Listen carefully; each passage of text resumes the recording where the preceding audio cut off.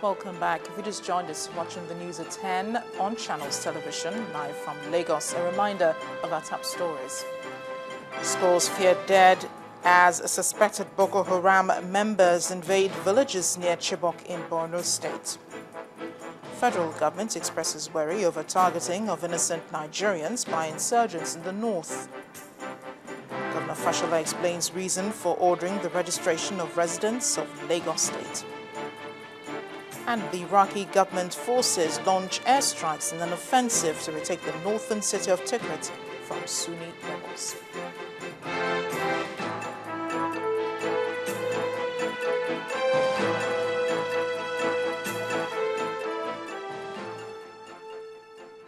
Well, do remember you can read up more on our top stories on our websites, ChannelsTv.com and on YouTube.com/channelsweb. But do visit m.channelstv.com to view us live on your mobile device. You can also download the Channels TV app for Android, iOS, and Windows phones from their respective stores.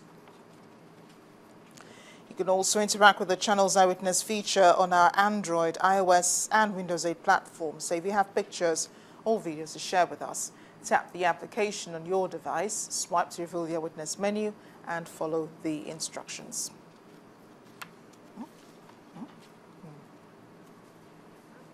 Now, imagine successfully passing out from a higher institution only to wait 15 years after to receive your certificate.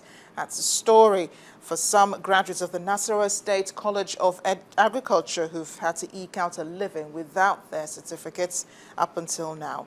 At the institution's first convocation after 15 years, Governor Tanko Almakura warned the management of the school to ensure that the college does not experience a relapse in academic activity. He also urged the governing council to address the outstanding challenges confronting the school. Ladies and gentlemen, the procession coming in. Reprieve finally came the way of some of these graduates as the Nasarawa State College of Agriculture, Lafia, held its first convocation in 15 years, graduating over 8,800 students. It's a unique one.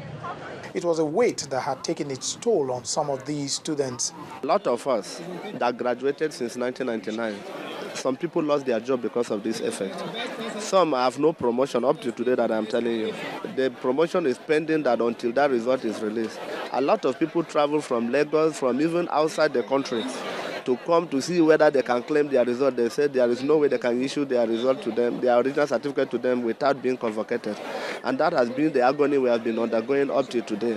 The governing council of the institution was inaugurated last year, and this convocation ceremony is one of the first steps taken to address the several challenges affecting the operations of the school. The government is committed to this, despite our limited resources, to equipping our institutions with necessary facilities and manpower for effective teaching and learning. In this vein, this administration has embarked on robust infrastructural development of the College of Agriculture at Lafia for optimum productivity. Your foresight to revamp and overhaul the entire educational sector has no doubt yielded results and will continue to yield results. It is worthy to note that through your intervention, sir, the college is now marching to attain the desired prestige as a tertiary institution and also to regain its past glory. Aside from the internal disagreement among officials of the institution, there were other issues including a decline in curriculum and academic programs and the decay in human capital development. The students will be hoping that these issues are resolved for the sake of posterity. Meanwhile, the importance of education in nation building cannot be overemphasized. It's for this reason that Nigeria is making an effort to attain the Millennium Development Goal of education for all by the year 2015. However, meeting this goal appears doubtful given the reality on the ground. Yangoji Kwali Area Council of the Federal Capital Territory presents an example of this reality and is the focus of our next report. Yangoji, a sleepy community on the outskirts of the Federal Capital Territory. Residents of this community are mostly subsistence farmers. Not too far into the community lies a small special school to cater for the poor and disadvantaged children in this community. The school has the most basic of facilities, and that's all there is for now. A, B, C. A young Nigerian, Abdusalami Ladibolu, who came to the nation's capital for his compulsory national youth service, set up this special school in Yangoji. Yeah, the main reason is to actually achieve the EFA goals, education for all. That's the main reason, because as they said education for all is responsibility of all. So I think I'm contributing my own quota to achieve that. 2015 is coming, and I think that's the NDG goals. Why Yangoji? Why did you choose Yangoji? Yangoji have the highest percentage of illiterate in Wali area concern. Residents agree with Ladibolu that this community has a huge illiteracy problem and high numbers of out-of-school children. Some of them, they cannot afford to pay the school fees. As large as this community, only one primary school. Most of our people don't go to school. We are really left behind. A recent report by UNESCO also recognizes the same concerns raised by these people. According to UNESCO's 11th Education for All Global Monitoring Report, Nigeria's out-of-school population not only grew the most in terms of any country in the world since 2004 to 2005 by 3.4 million, but also had the fourth highest growth.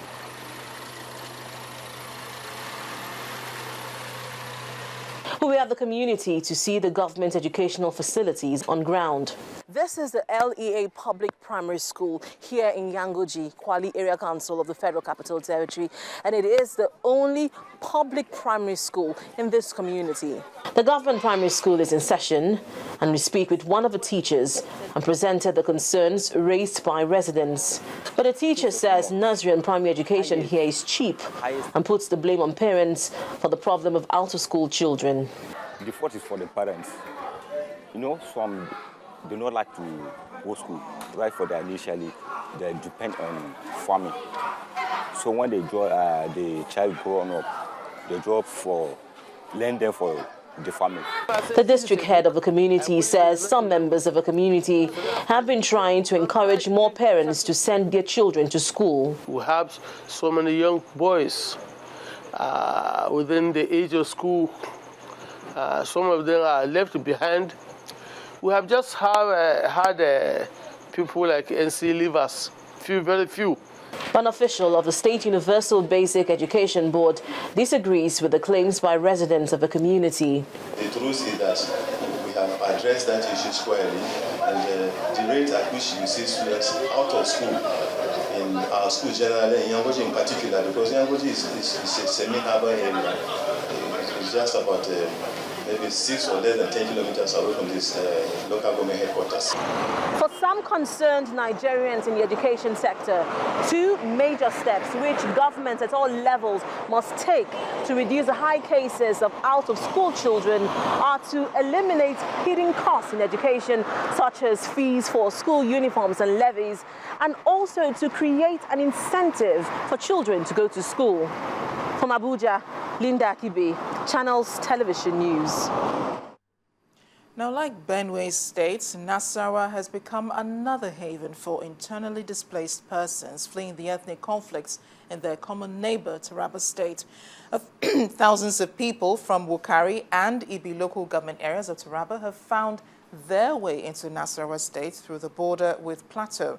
Our community report tonight examines the plight of victims earlier caught in the crossfire of clashes involving Fulani herdsmen and the Jukun in Taraba. Now you're talking.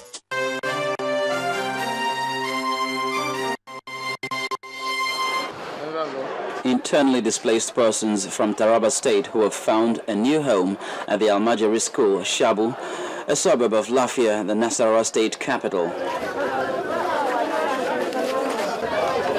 They are mostly from the Ukari, Ibi, Gasso, Beli and Takum axes of Taraba, where the fighting between herdsmen and farmers has been the most intense, with a heavy toll on life and property.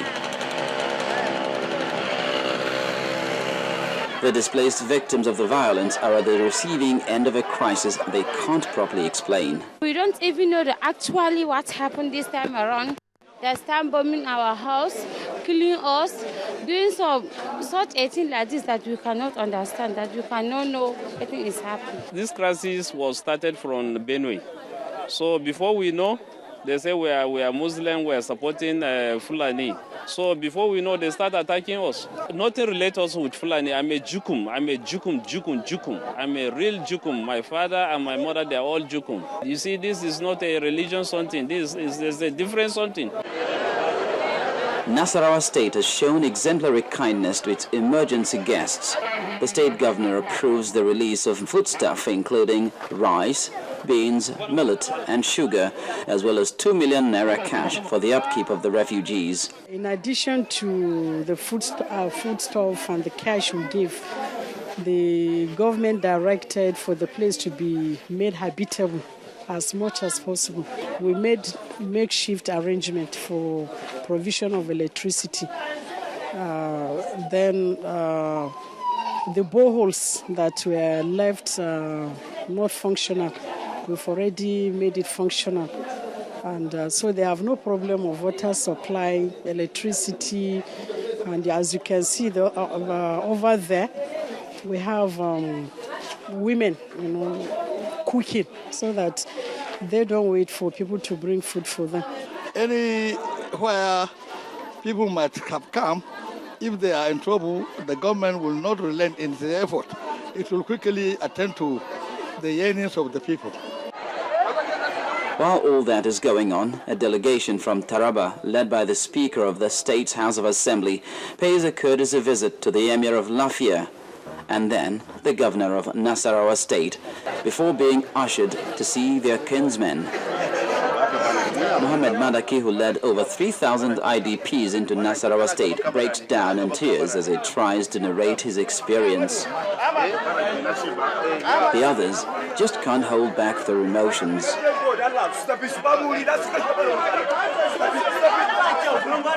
Nothing more can be said, and the Taraba delegation takes its leave. As for their kinsmen, they are not in a hurry to go back home. Even though there is no place like home, but notwithstanding, if they are told they can be accommodated, we will be accommodated as they have started. I don't think some of us will get back to home because you can't be survive in isolation. It's on record that it is a sort of religious crisis, whether we like it or not. That is the truth. But it has not gotten to the point of somebody trying to compel somebody to abandon your religion for another. In fact, if you read one of the interviews I got recently, the issues involved in this crisis, the questions are much more than the answers. It is extremely difficult for you to say this is the immediate or remote cause of this crisis, or what are the reasons why this crisis has continued unabated without any solution being found. While the inexplicable bloodletting continues unabated in Taraba, it raises further questions about the government's commitment or ability to restore peace among the fractured groups in their state. On the other hand, neighboring Benue State can also borrow a leaf from Nasarawa State's efforts to make their displaced guests from Taraba equally comfortable.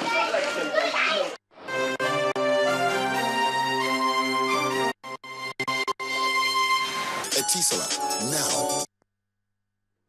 Still ahead on the news at 10, discover the point where painting meets sculpture. That's an art review. Please join us again.